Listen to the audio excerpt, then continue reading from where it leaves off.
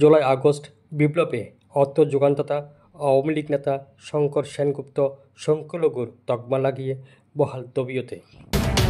২৪ July August বিপ্লবে ছাত্র জনতার উপর হামলা চালাতে আওয়ামী লীগের অঙ্গ সংগঠনকে অর্থ যোগান দেওয়ার অভিযোগ রয়েছে শ্রী শ্রী জন্মাষ্টমী উদযাপন পরিষদ চট্টগ্রাম মহানগর ও কোষালডাঙ্গা শ্রী শ্রী লোকনাথ ধাম পরিচালনা পরিষদের সাধারণ সম্পাদক শঙ্কর সেনগুপ্তের বিরুদ্ধে। এবং ৫ই আগস্ট ছাত্র জনতার আন্দোলনে ভারতে পালিয়ে যাওয়া শেখ হাসিনার প্ররোচনায় দেশে নাশকতায় ইসকনকে অর্থ যোগান দেওয়ার অভিযোগ রয়েছে তার বিরুদ্ধে।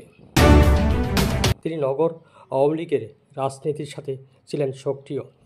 ওই আওয়ামী লীগ নেতা সংখ্যালঘুর তকমা লাগিয়ে বহাল তবিয়তে আছেন। তাকে নগরীর জামাল খান এলাকায় প্রকাশ্যে ঘোরাফেরা করতে দেখা গেছে। তিনি নগর আওয়ামী লীগের সাধারণ সম্পাদক ও সাবেক মেয়র আজম নাসিরের অনুসারী। মাফিয়া ও জোয়ার আসর নিয়ন্ত্রণকারী পিচ্চু শামসুর ব্যবসায়িক অংশীদার। চলাফেরা করতেন আরেক শীর্ষ সন্ত্রাসী ২৪শে জুলাই আগস্ট বিপ্লবে ছাত্র জনতার উপর হামলায় অভিযুক্ত সাবেক কাউন্সিলর শৈবাল দাস সুমনের সাথে। নতুন কৌশল হিসেবে নিজেকে রক্ষায় বিএনপি জামাত নেতাদের ছবি নিজের ফেসবুকে পোস্ট করেছেন।